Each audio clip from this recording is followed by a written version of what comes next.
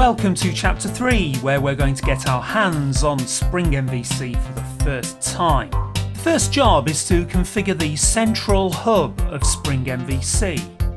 It's called the dispatcher servlet, and there's a bit of tedious work to get it working, but once that's done, we'll be able to forget about it. And then the very exciting task of writing our first controller. We're going to aim for a simple, clean class with a very straightforward structure. The controller is going to have to call a service, or the model in MVC. Now this is Spring's strength. We're able to inject the service as a dependency to the controller really easily. So let's get started. It's time to see how Spring-MVC works. Recall that the purpose of Spring-MVC is to hide away a lot of the tedious, repetitive work that you would need to do if you were writing servlets by hand. For example, with Spring-MVC, it is not necessary to write a single servlet. Spring has already provided a pre-written servlet for us, and this one single servlet can be used across our entire application. Now this servlet has rather a pompous name. It's called the dispatcher servlet, and it's so called because its job is to handle all incoming requests and then to divert them, or dispatch them I suppose, to a class that can handle the request. And that class is going to be one of our controllers. It's almost as if we're taking our controllers and plugging them into the dispatcher. So we still need to write controllers, but typically these are a lot smaller, lighter, simpler and more flexible than servlets ever were. For instance, we can group multiple use cases together and handle them all through the same servlet class. Let's have a look at an animation showing how the dispatcher servlet works. So here's our user's browser, and imagine that the user has typed in a URL ending with allbooks.do. And this is going to be the web page that displays all of the books held by this particular bookstore. Now that request will be sent across to a server. Now, up until now, we would have mapped that URL pattern to a particular servlet. But with Spring, we're going to make sure that all the incoming URLs are handled by the Spring dispatcher servlet. I'll show you how to do that in a few moments. Now what the Spring dispatcher servlet will do is it will use some logic to decide which controller it should run. Now one of the very flexible things about Spring is this logic can be anything you like. It's completely configurable. But the built-in default logic is really simple. All we do is tell Spring a list of URL patterns together with the corresponding controller that we want to run. So if we have, say, 3 controllers, one controller called display all books, one called find book by author, one called add new book, we'll be able to tell Spring that the allbooks.do URL maps to the display all books controller. So that's the first part of the dispatcher servlet's job in life. It uses logic to decide which of our controllers it should run. Now what does a controller do? Imagine we've written our display all books controller. Really, the process is usually quite simple. The display all books controller, which will be our Java code, is going to call the model. Now we're on a Spring course here, so we can be specific, and we can say that the model is usually a Spring service. And one of the reasons we're using Spring-MVC is you're going to see that process is really simple. We don't even have to open an application context. It's all done automatically for us. Once the model has run, and presumably a database call has been made or some very fancy logic is executed, the controller then needs to forward to a JSP page, which is going to display the results. Well, another benefit of using Spring-MVC is you're going to see that the handover from the controller to the view is really simple to do, and also is configurable as well. Now, we're probably going to want to use a JSP page, but if we want to change that for a PDF catalogue, say in the future, you're going to see that's quite easy to do. Well, I hope you're okay with the theory. I think it's time we started to implement this for real. The first job is to configure the dispatcher servlet. Now remember that this is a pre-written servlet. It's already supplied by Spring. We will never have to see that servlet. We certainly don't want to see the code inside the servlet, but we do have to declare it. Now I'm assuming you're very familiar with our old friend, the web.xml file from standard Java web development, and that's what we're looking at here. In an application without Spring-MVC, we'd need a really big web.xml file with a long list of servlets. Well, this, barring a few extra fancy features that we might add, is the complete web.xml file. The first block is declaring the servlet. The servlet name can be anything you like. I've gone for dispatcher, you could call it Spring-MVC, or whatever. The servlet class comes from the Spring framework, and the class is org Spring Framework Web Servlet Dispatcher Servlet. That will always be the same. You never need to change that. The load on startup is a directive to Tomcat to load the class as soon as we deploy the application, rather than waiting until we run a use case. Now the second block is by far the most important. What I'm saying in the servlet mapping block is that all URL patterns ending in the extension .do will be handled by this dispatcher servlet. And that's how we can make the Spring-MVC servlet handle the whole of the dynamic part of our application. I think at last it's time to go into Eclipse and to get this configured. Well, if you're using the workspace that I've supplied for you as part of this course in the Practicals and Code folder, you'll in fact find that I've cheated. I've already given you the web.xml file because it's so boring to write. I've literally copied and pasted this from the Spring reference manual. Do have a good look at that file, study it, make sure you understand it fully.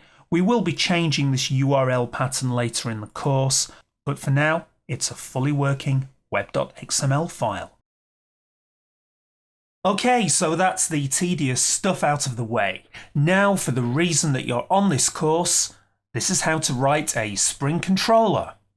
Now this is the complete controller for displaying all of the books in our catalogue. I'll mention now that what we're looking at here is a modern Spring controller. These have only been possible since Spring 2.5. In earlier versions of Spring, you had to do a lot more work, such as extending Spring classes. Thankfully, the old way of doing things is now deprecated, so we won't need to worry too much about that in the future. However, in a later chapter, I will give you a quick overview of the old-fashioned way of writing Spring controllers, just in case you ever have to work on a project that is still on an old version of Spring. Now, the main focus of interest here is the View All Books method. Note that you can call this method absolutely anything you want, no restrictions. Just give it a nice name that reflects its purpose. So what does the View All Books method do? Well, first of all, the return type is a Spring class called Model and View. This is a wrapper object that Spring uses to hold two separate things. First of all, the results of the use case. Now, most use cases will result in some kind of data being gathered together. And for us, this is going to be a collection holding all of the books in our system. The second thing this wraps is a reference to the view that we want Spring to use. For now, we'll improve this later, but for now, this is just going to be a file name pointing to the correct JSP page. Inside the method, we're just going to invoke our business logic. Any good controller will usually be lightweight and simple, because the actual grunt work will be done inside a Spring service. On the web tier, we don't want to worry about how the work gets done, we just want to invoke it. Now the service that we're calling is our book service that you've seen before, and I've obtained the book service using standard Spring dependency injection. So you're well used to this now. We have the book service as an attribute, and we have a set method so that Spring can inject an instance of the book service at runtime. So here we're just calling the getEntireCatalog method, and we're holding the result in a variable called allBooks. And now for the return. As I said, we return an instance of model and view. There are 3 parameters into the constructor of this class. The first parameter is the name of the view that we want the dispatcher servlet to forward to once the controller has finished. For now, this is just going to be the name of a JSP page. We still need to write that JSP page. I'll show you that in a moment. The next 2 parameters are the results of the use case. Remember that the list of books is held in a collection called All Books, and I need to pass this collection to the dispatcher servlet, and I'm doing that here. We need to give the results a friendly name. This is the label that we're going to use inside the JSP page. Now I can't really think of a better name than using All Books again. And you're going to see that pattern used quite often where the parameter name matches the variable name. But really it's just a label. You could call that anything you like. One final thing to note, there is an annotation on the view all books method. This is the request mapping annotation, and it tells Spring that this is a method that we want to connect to a URL on the browser. So in our case, when the user types viewAllBooks.do, this is the method that we want Spring to run. Now that annotation is going to become really important when we have more than one use case inside a single controller. For now, we just need the annotation there. So I think I've spoken enough now. Let's get into Eclipse and write our first controller. So we're back in Eclipse, and I hope you're going to be following along with me because it's really important to make sure that you get all of the moving parts working in Spring-MVC. And in order to create our controller, it's just a regular Java class, so File, New, Class, and the first decision to make is what package should we place the controller in? Well, at the moment, if I click on the Browse button, we have a package for the client tier, a package for data, a package for domain, and a package for services. Really, we want a new package just to hold the controllers. Now, I usually call that package control. In Spring-MVC, you can call your controller anything you like. I think we went for view all books controller.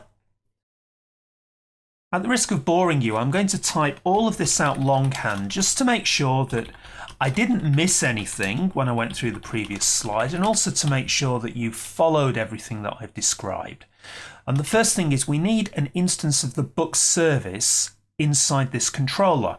That's so that we can get a handle on our business logic.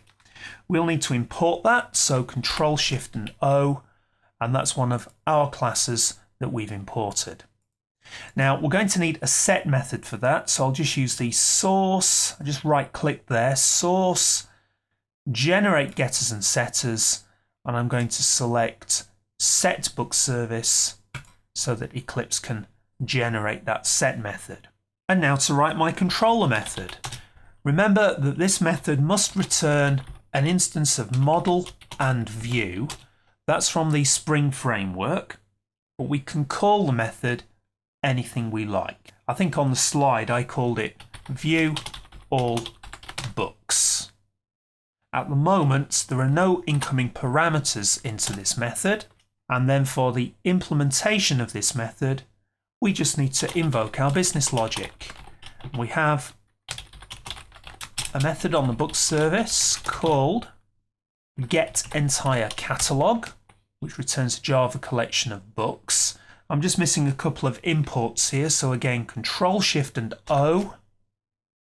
Make sure we choose the right imports. This is the book, so we want the domain class book rather than whatever that is. That's from one of the Java libraries.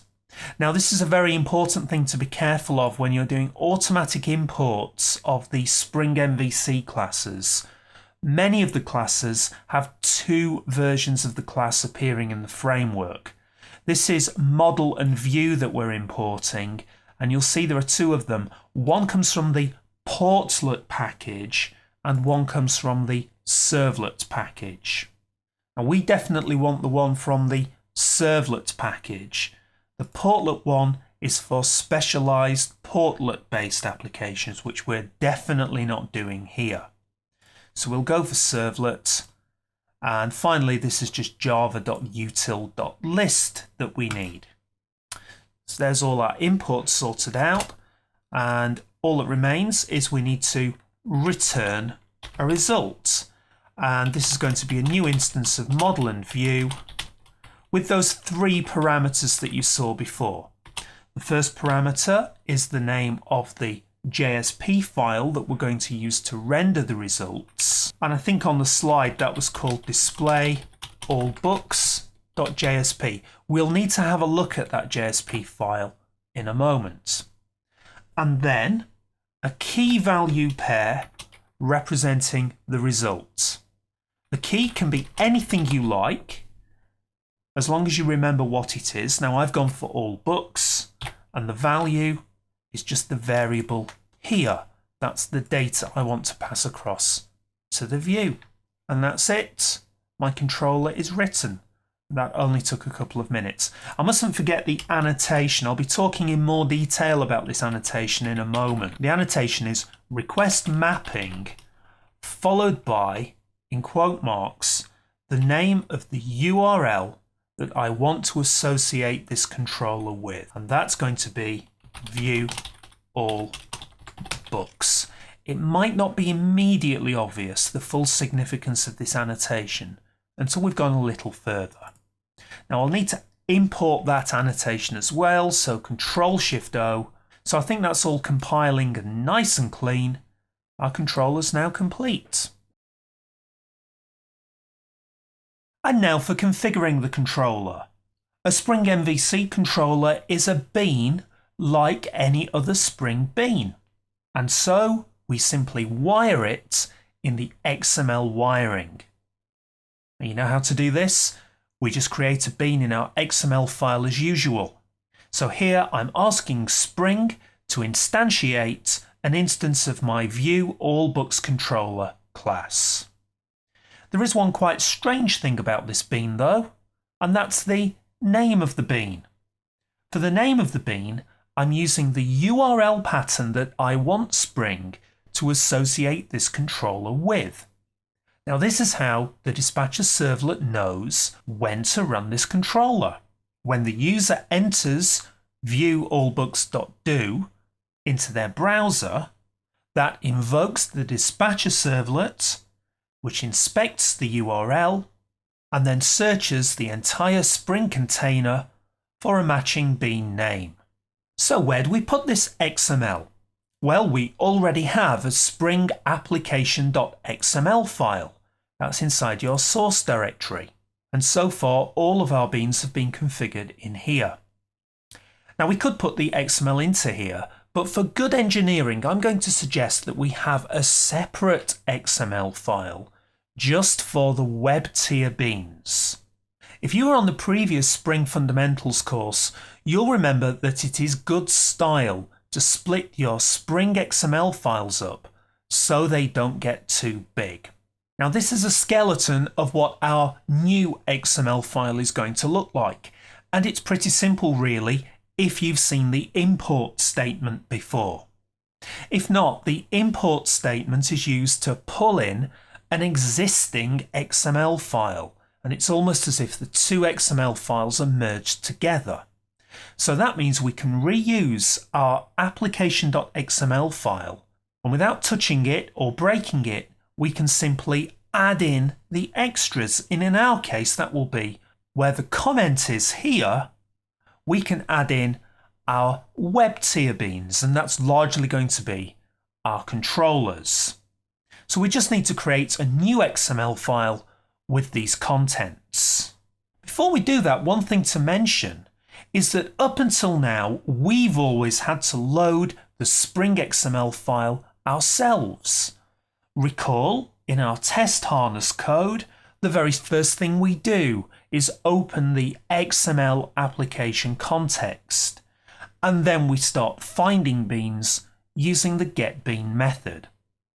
Well, in Spring-MVC, all of this is done automatically for us by the dispatcher servlet, so we do not have to open the Spring XML application context.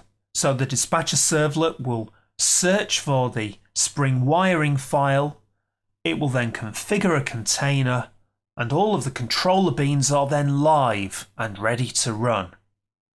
So you won't even have to use the getBean method anymore. Now there is just one catch. We do have to give our XML file a standard name. I think the standard name for this XML file is a little bit odd. The dispatcher servlet is going to look for an XML file with the name something-servlet.xml. I don't mean literally something. The something is substituted for the name you gave your dispatcher servlet in the web.xml config. I hope I'm not overloading you with these XML files. There's quite a lot of them, aren't there? But this is the standard boring web.xml file that we configured a few moments ago. And that's the keyword there. We called the Spring Dispatcher Servlet Dispatcher. We could have used any label we like in there, but the key thing is that label is what will appear in the file name for the Spring wiring. So in this case, we have to call our XML file dispatcherservlet.xml. Well, actually, if you have a look at the project that you've downloaded as part of this course, have a look inside the webinf folder I've provided for you, and you'll find I've already created this file as well. It's a very boring routine file. We just need the beans tag complete with the Spring XML schema definition, and we're going to need that in a short while. And then in the blank here, you can just add in what you need. I'll just quickly mention why I've put this XML file inside a webinf folder. Recall from standard Java web development that every file inside webinf is invisible to browsers. Now we wouldn't want our users to ever see this file, so it's good practice to put this file under webinf. Okay, so if you're following along at home, we'll just need to add in the import statement, import resource equals application.xml. So that will pull in our existing bean definitions that we wrote on the previous course. And then we just need to add in the bean with the name, in our case, view allbooks.do, and the class, just add that on the next line, and the class is com.virtualpairprogrammers.control.viewAllBooksController. and then we just have the routine work of configuring the injected property. And this is the book service, which is referring to an existing bean created in the other XML file, of course, called book service. And there we are. We've now fully configured our Spring controller. Well, that's all the pieces now in place for Spring-MVC. I hope you haven't found this too overwhelming. It's certainly the case that when you're writing your first use case with Spring-MVC, or probably any other web development framework, it can be rather tedious to get all of the pieces in place. Once you've got one working, you're going to find the second, third and fourth and so on use case much easier to write. So hopefully you've been okay so far. There is just one thing we haven't looked at yet, and that is the resulting JSP file. Now, as I'm assuming you're already familiar with JSP, I won't be asking you to write this file for this course. I've already supplied one for you, and it's pretty basic. You'll find it under the web directory, and remember the name of the file we're forwarding to is called displayallbooks.jsp. We referred to that in the controller. This is standard JSP, no clever tricks at all, apart from I am using the tag libraries from JSTL, and I'm using the JSTL for each operator to iterate around the all books collection. And there's the key phrase there. The all books string here refers to the all books I placed into the model and view. So it's simply exposed as a variable inside the JSP page. So our JSP can really easily output the required data. Now I have done quite a few JSP tricks here, such as I've imported a header and a footer, and I've also linked to a style sheet, so hopefully the resulting page should look quite pretty. Well, phew, that was quite a lot of pieces to plug together. Now let's see if it works.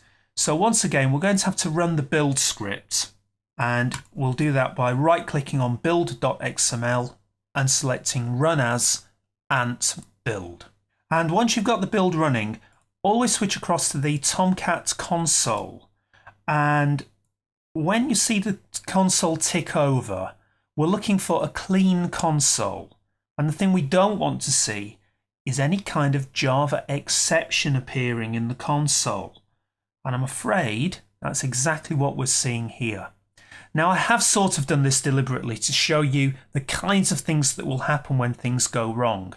And it's never very pleasant. You do have to pick through this Java exception to try to work out what's gone wrong. Now, 99% of what you see here is redundant rubbish. And really just through practice and picking through it very carefully, you'll eventually work out.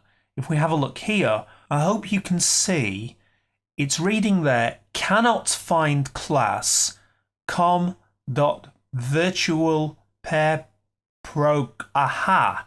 I appear to have spelled programmers incorrectly. Now that's the kind of thing that can only be picked up at deployment time. It's not going to happen at compile time, I'm afraid. So you do have to get a little used to reading these rather unpleasant exception stack traces. So where did I do the misspelling? Well, it will be where I configured the controller.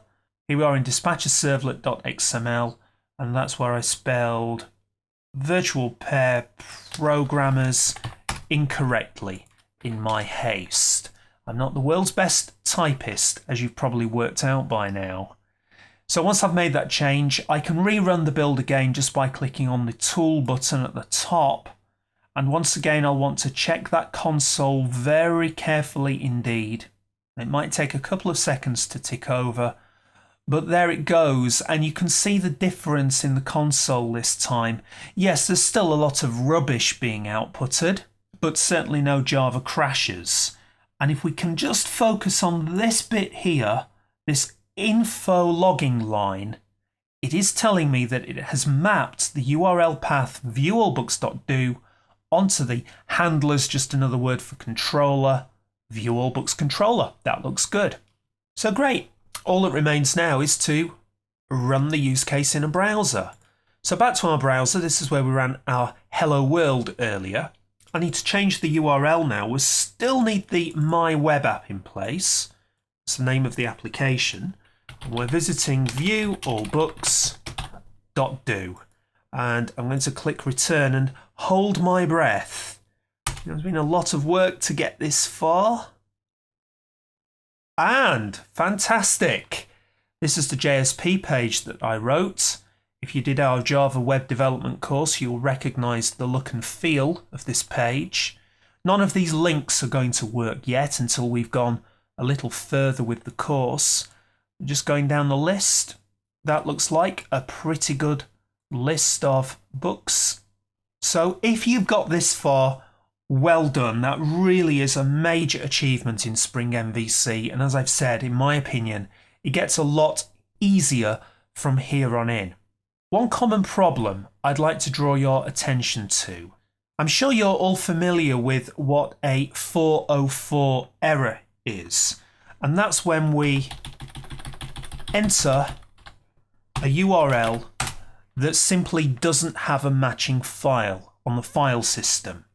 So here I did hello with a really silly name, .html. And what we're seeing here is the standard Tomcat error page. HTTP status 404 means file not found. And this is how Tomcat reports the error.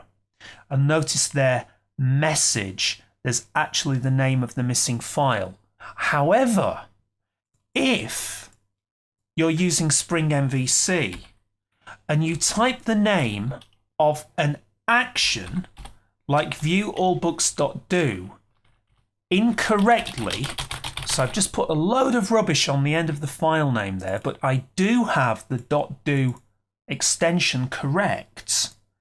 What's going to happen here is ever so slightly different. Now in this case, the Spring Dispatcher servlet is being reached. And it's being reached because remember, all extensions ending in .do are mapped to the Dispatcher servlet. The Dispatcher servlet, however, is running and simply cannot find a matching controller with this name. Remember, we use the annotations and the bean names to match URLs to controllers. It's just very unfortunate that the default error reporting that appears on the web page is really very, very vague. It just basically says nothing. Now, if you have this problem, if you see a HTTP 404 with nothing appearing in the message, it's actually a good sign because it does mean that your Spring Dispatcher servlet is running. And what you should definitely do in these cases is have a look in the console, in the Tomcat console. Have a look towards the bottom. It's saying warning, no mapping found for HTTP request with that particular file name for this Dispatcher servlet. So it's actually a fairly easy bug to debug once you realize that this blank 404 means you've either got the file name wrong or you've got a typo here where you declared the bean name. So do watch out for that. Well, we're up and running, and I hope you didn't find it too hard to get a basic use case running. There's still a fair way to go, but a very good start. So the central component in Spring-MVC is the Dispatcher servlet. It's this servlet that is using the URLs that we're typing in to decide which controller to run. Then, once the model logic has run, the dispatcher is forwarding control to the view JSP. It does a lot of work under the covers, and once we've set it up, we never need to see it. We'll never have to write another servlet again. Writing controllers is an effortless task. The controller is plain old Java with regular methods. we do need to add a single annotation to mark out the controller method. And calling the service was easy. The service is just a dependency of the controller, and we inject it using the regular Spring wiring. In the next chapter, which is going to be a short one, we're going to see that the recommended approach in Spring-MVC is to use a shortcut called automatic controller scanning. This means that the controllers are automatically picked up by Spring without us having to write any XML. Now, you don't have to do this. You can use the approach that we used in this chapter, but it is an optimization worth considering. So when you're ready, join me in chapter 4 and we'll have a good look at it.